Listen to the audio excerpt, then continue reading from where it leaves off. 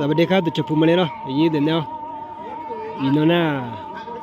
หลายเชือตัวหลายเชือวันนี้สร้างชิชานะครับ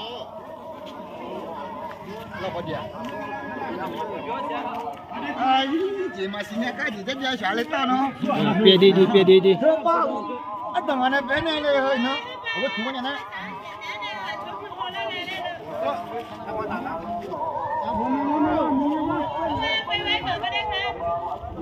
ดูนะคืออันนี้ชิชากลางจะมีชิชาใหญ่ๆอีกนึง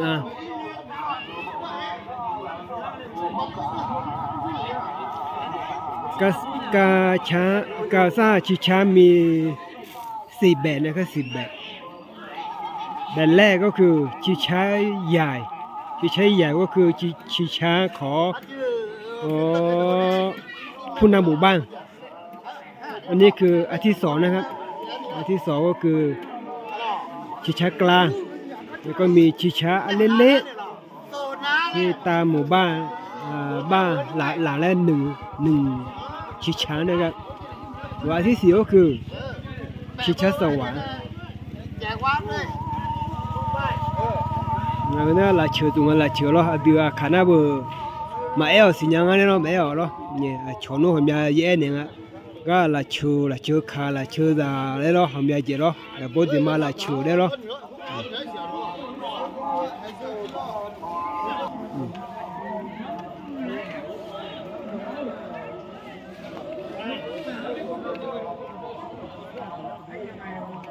อันนี้ก็คือชิชาอันเล่นนะครับตามหมู่บ้านตา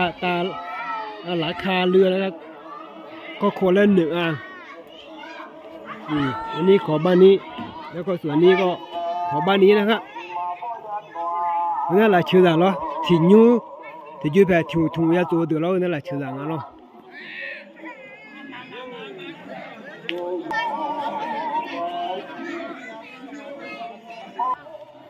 น่าชีกว่าน่าลาเชือขาตรงนั้นลาเชือขาหรอน่าไม่จ้าขาแล้วไม่จ้าขาหมู่บ้านแม่จันหลวงนะครับตำบลแม่สรนอหมู่10แต่เมื่อวันนี้พรุ่งนี้มีการโลชิชานะครับกาลสร้างอยู่อายุนี่สูงหรอ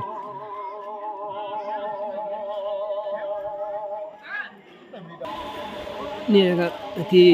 เปียเชื่อโลชิชาก็คือมาจากนี่นะฮะแล้วก็ไปตาเชื่อนี่มาจากป่าตามมาแบบยาวๆนะครับแล้วก็มาเปียอันนี้ครับเด็กก็เล่อันนี้นะครับเด็กก็เล่อันเล็กๆจะเดือนหน้าก็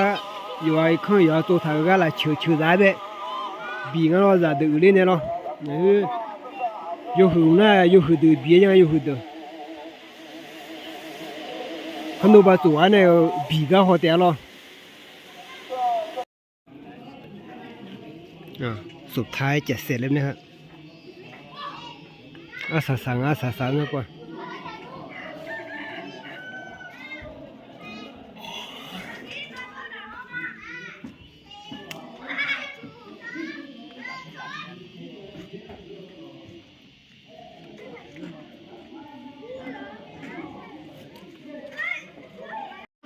เสร็จเรียบร้อยนะครับถ้าปัวจัวมันนี่กู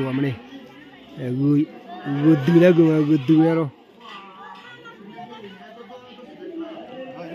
นาะคนแรกนะครับคนแรก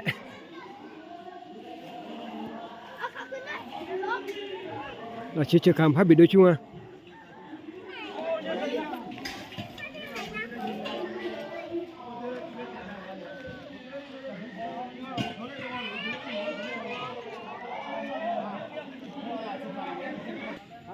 วันนี้ก็รอนนายกเปิดฉากนะครับคนต่อไปเดี๋ยวเอามือบีบก็ยังเอาเลย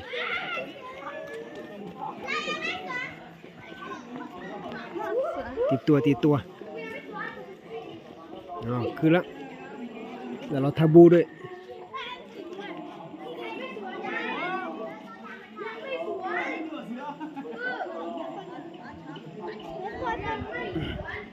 รู้จักไหมว่ายังไม่